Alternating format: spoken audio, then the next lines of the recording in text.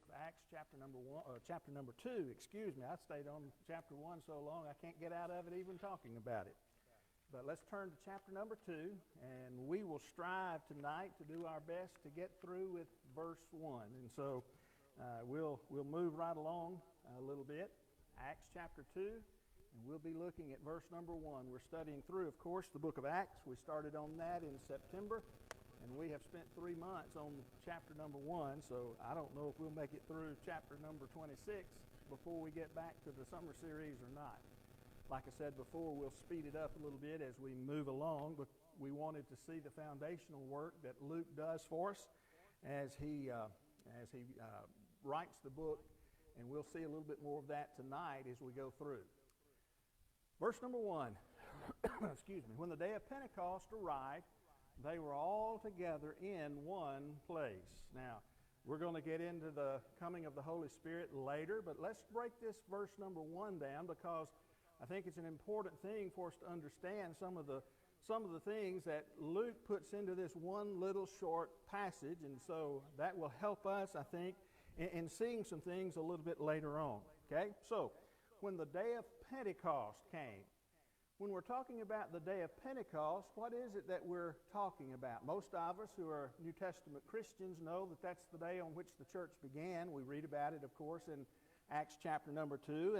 And it may be that there are a few other things that we know about, but I want us to go back and look at it a little bit from the Old Testament so that we'll get the full picture of what happens here.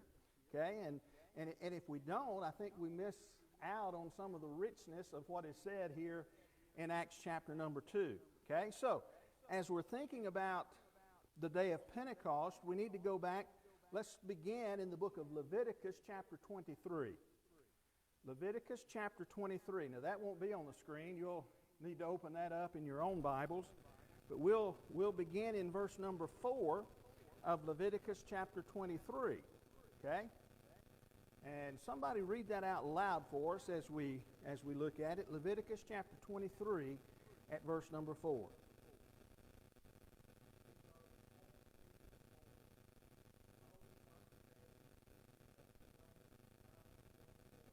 All right, so what we're going to find in Leviticus 23 are the appointed feasts of the Lord.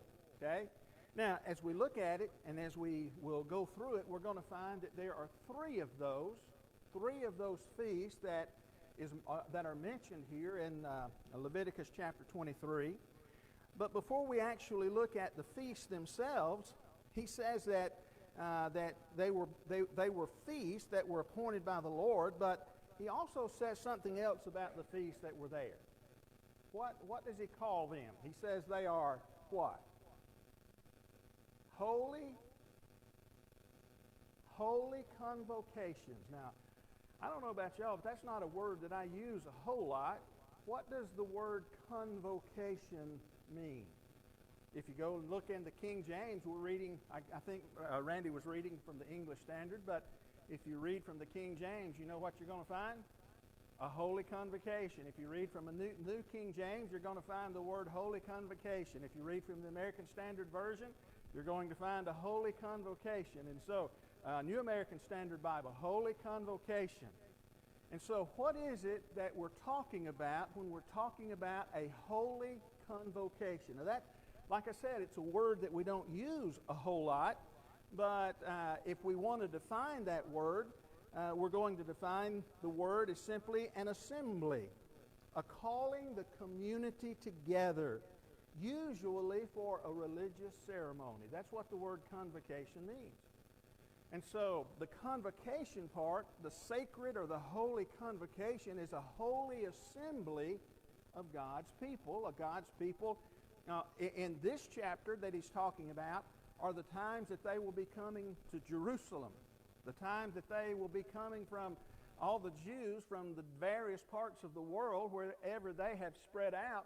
They'll be making a trip to Jerusalem, and they would do that 3 times a year. That was the commandment that God would give them. And so in the NIV, and of course I don't recommend the NIV and the NEB, the New English Bible, both of those use the word simply assembly, and they help us out with those words. Now, There are 3 of these, as I've already said, and every able-bodied male was to attend these 3 convocations, these 3 feasts that were called in Jerusalem. And so if you were able to make the trip, if you could possibly do that, it was your responsibility as a Jewish male to be there for these holy convocations. Now, what are they?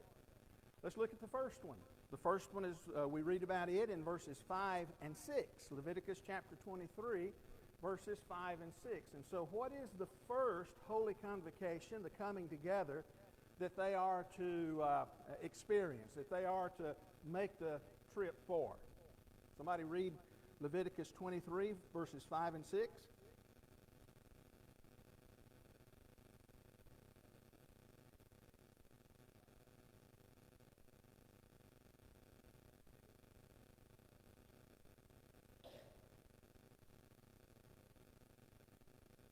All right, so we're reading about something here. The first feast, as we look at it, is called simply the Feast of what? The Feast of Unleavened Bread. Now, that is associated with the Passover, isn't it?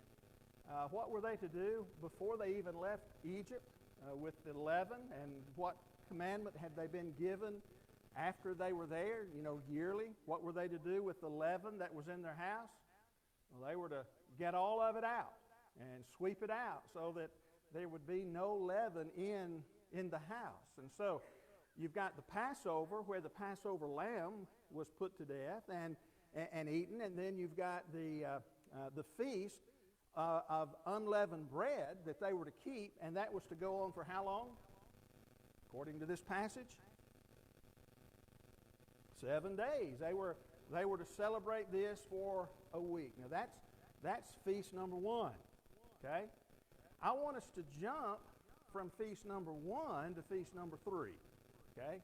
Let's jump from feast number 1 to feast number 3. Remember, the Feast of the Unleavened Bread was associated with the Passover. Okay? Go down, if you will, in the same chapter, and we'll look at verses 26 through 28. Leviticus 23, verses 26 through 28.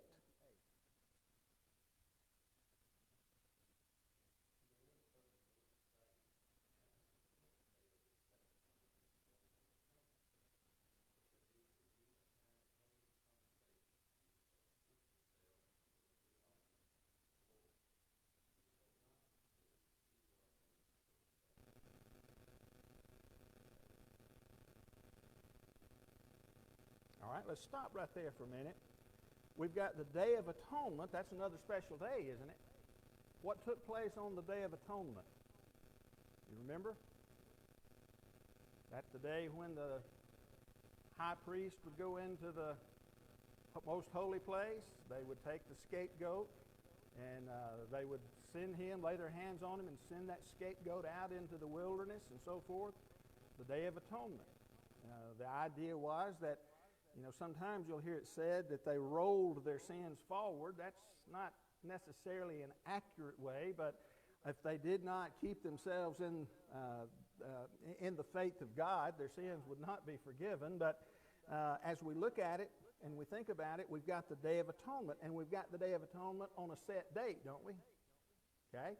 So let's drop on down in Leviticus 23 to verse 33, and we'll read verses 33 through 36. Leviticus 33 through 36.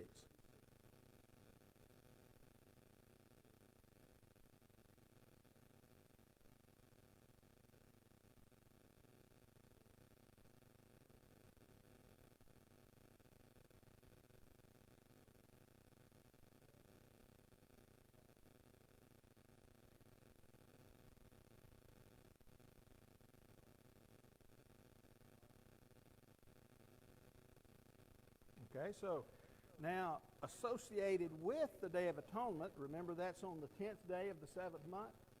But 5 days later, we've got the second feast. Okay, so we've got the first one that's associated with the Passover, and we've got the second one that is in close relationship to the Day of Atonement.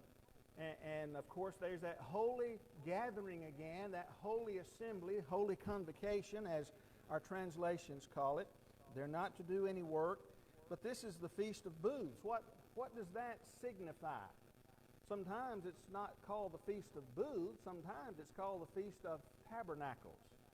And so what were they to do? Well, they were to remember their traveling in the wilderness, were they not? And their dwelling in the tents when they were in the wilderness. And so that was the purpose behind the Feast of Booths, or the Feast of Tabernacles. Okay? And so as we look at it then, we've got these two feasts. Now, according to the book of Deuteronomy, chapter 16, verse number 16, for those who write these down, in Deuteronomy 16, verse 16, we just simply confirm what we're talking about here.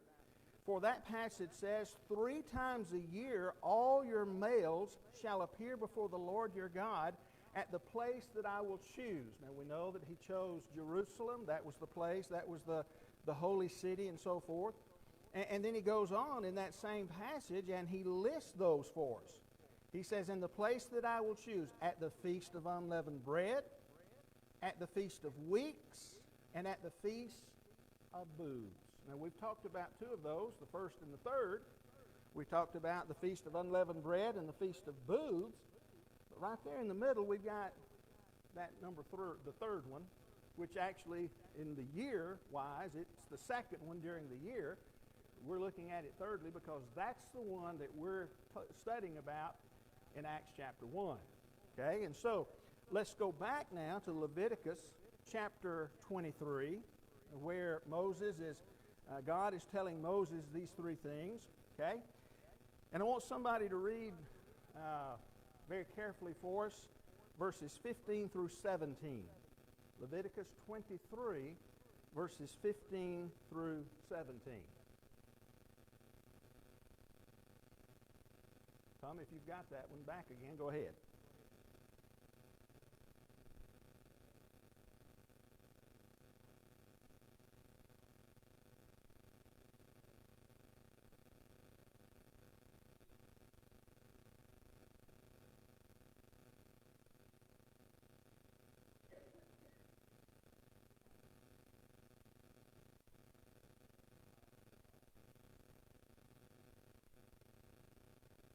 So there's some difference between this feast and the Feast of the Unleavened Bread, but let me ask you again, what are the 3 feasts?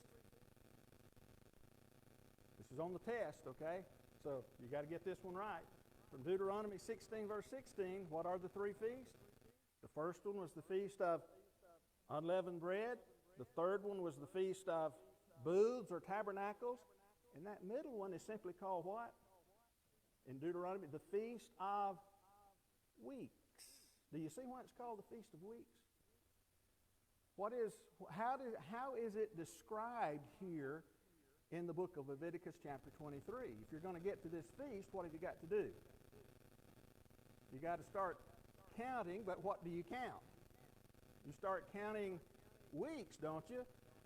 To get the 7 Sabbaths, you've got to have 7 weeks, right? And so we get the Feast of Weeks. It would begin when? You shall count 7 full weeks from the day after the Sabbath. I guess you probably would want to back up in the book of Leviticus and find out which Sabbath he's talking about. It's the Sabbath after the Passover. The Sabbath after the Passover. So you start from there and you begin counting 7 Sabbath days. Okay? And then, is that the feast of, when you get to that 7th Sabbath day, is that the day of the Feast of Weeks? You shall count 7 full weeks from the day after the Sabbath, from the day after the 7th Sabbath. The day after the 7th Sabbath is the day that the Feast of Weeks is actually going to be on. We know that because when you look at the next verse, well, let me ask you this. 7 times 7 is how much? 7 times 7 is 49, so the very next day is going to make what? 50, and so you shall count 50 days. See, we get it right here. There's no doubt about it. you shall count 50 days to the day after the seventh Sabbath. Okay? And so we're looking here at this. Now, the Hebrew name of this feast, or the Jewish name of this feast, is simply called the Feast of Weeks, because it's counted in weeks. But why do we read in the New Testament the day of Pentecost? Well, the day of Pentecost gets the name of the feast not from the Old Testament, but from the Greek name. The word Pentecost simply means 50th. And so the 50th day after the Sabbath, after the Passover, the 50th day is to be the day that they are to celebrate the feast of what? Weeks. They are to celebrate the Feast of Weeks. Simply called Pentecost. A whole lot easier to call it Pentecost, isn't it, than it is the Feast of Weeks. And to understand that we've got the idea, the concept of it being 50. Now, you're saying to me, why in the world, you're sitting there thinking about it, why in the world are we talking about all these feasts like that? What does that have to do with Acts chapter 2? I know you're asking that. Well, it has a lot to do. Okay? Go back and look. When was that first feast? When was the first one? It's on actually the 15th day of the first month, right? 15th day of the first month. When was that third feast? It's on the 15th day of the 7th month. When was the Feast of Weeks? What day of the month was the Feast of Weeks on? Now notice how I asked that. Know what day of the month? I ask it on purpose that way. What day of the month? If you got the 15th day of the first month and the 15th day of the 7th month specified, what day of the month is the Feast of Weeks on? According to Leviticus 23. That's a trick question. The trick is he doesn't give us a specific day of the month like he does the other two feasts. He just tells us to start counting from the Sabbath day after the Passover, count 7 of them, and the next day would be the day for that feast. Now, why is that significant? Number one, is it significant to what we have in Acts chapter 2, or why would it be if it is? If y'all were listening to Brother Eddie a minute ago, you know why it's significant. What day is the Sabbath day? Sabbath day is Saturday, right? What day is the day after the Sabbath day? Sabbath day being the 7th day of the week. The day after that is not the 8th day of the week, it's the first day of the week that we call today, what? When did the events of the day of Pentecost take place? Oh, it was the day of Pentecost. What day of the week was it? I got to the day of the week now. Sunday. You see, the day of Pentecost, or the Feast of Weeks, always began on Sunday. It always began on Sunday. And so we're at the first day of the week. Why is the first day of the week significant? Sorry? That's right. Jesus rose on the first day of the week, did he not? When you go to the book of Acts chapter 20 at verse number 1, you've got Mary Magdalene going to the tomb, and John just simply says, now, on the first day of the week. And when she got to the tomb, what did she find? Jesus had arisen. When you go to John chapter 20 at verse 19, you've got the apostles together, and what happens? In John chapter 20, verse 19, on the evening of that day, the first day of the week, John specifies, what happens then? Well, the doors being locked where the disciples were for fear of the Jews, Jesus came and stood among them and said to them, peace be unto you. Looks like there's some significance about the first day of the week when it comes to the resurrection of Jesus. But what else do we read about the first day of the week? Well, somebody read for us Acts 20, verse 7. Acts chapter 20, verse number 7.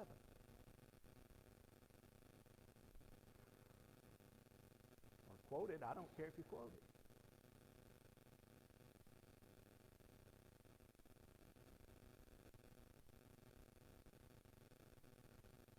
Somebody got it?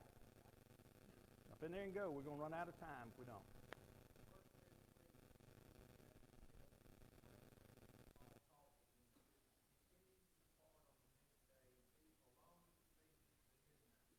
Okay? On the first day of the week, what did the disciples do? They met together to do something. What was it? Break bread. What do we call that breaking of bread that they're observing at that point? Called it communion of the Lord's Supper. Look at 1 Corinthians 16, verse 2. 1 Corinthians chapter 16, verse number 2.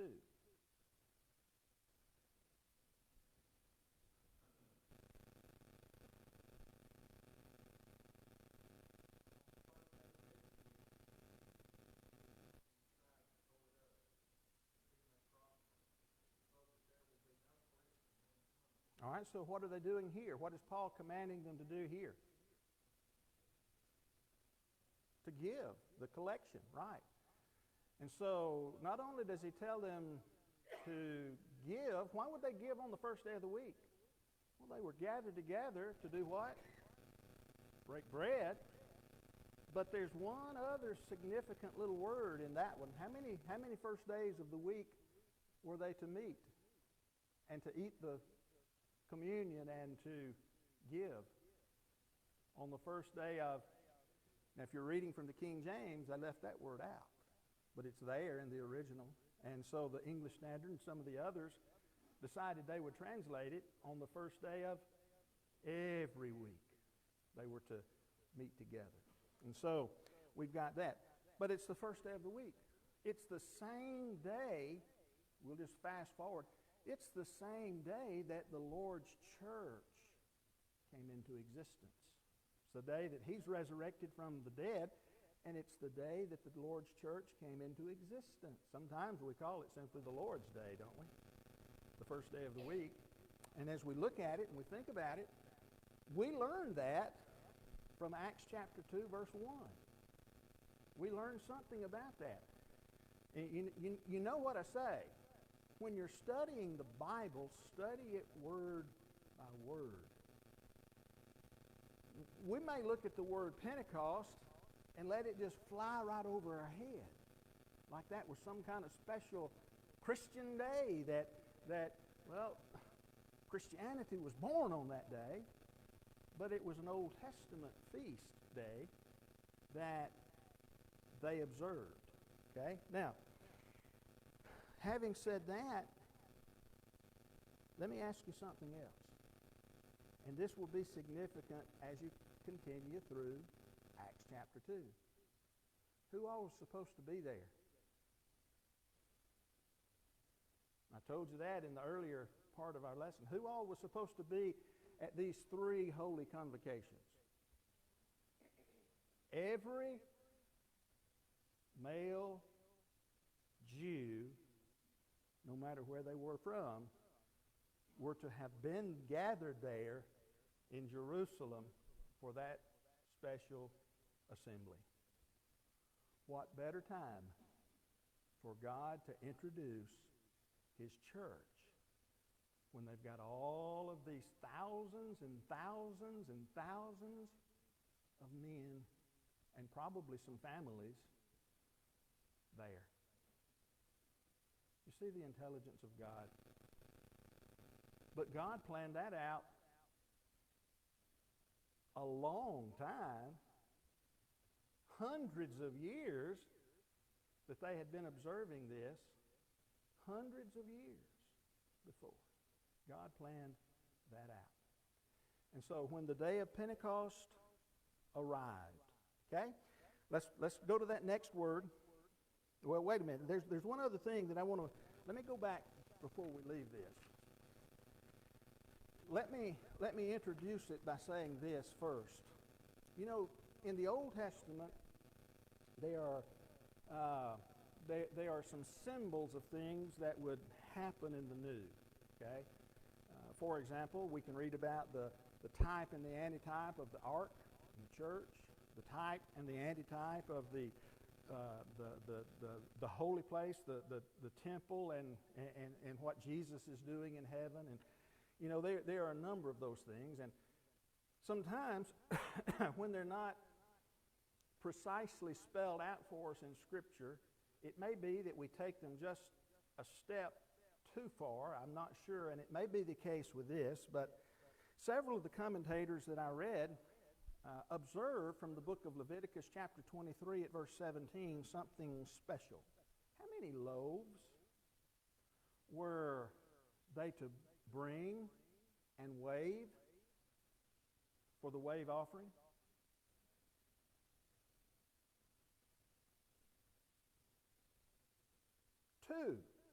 Two loaves of bread. Now, several of the commentators pointed out, is this the beginning, and did the two loaves from the Old Testament represent the Jew and the Gentile? I don't know, and I prefaced what I said there by saying sometimes we can press those too far, but it just seems strange, bring two loaves, okay? And why were they to do that? Again, according to Leviticus 23, verse 17. Because it represented what?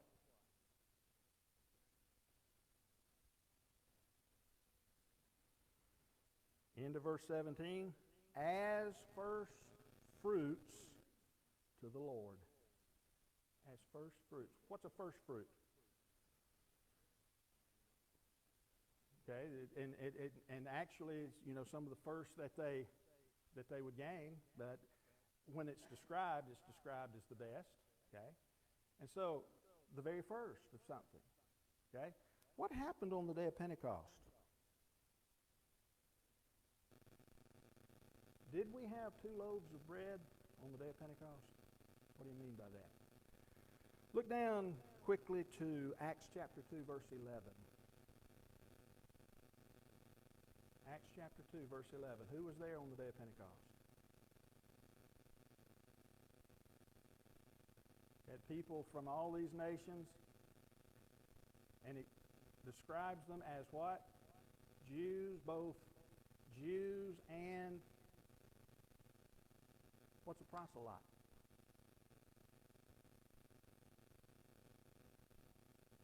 Yeah, a convert to Judaism. And so where would they have come from?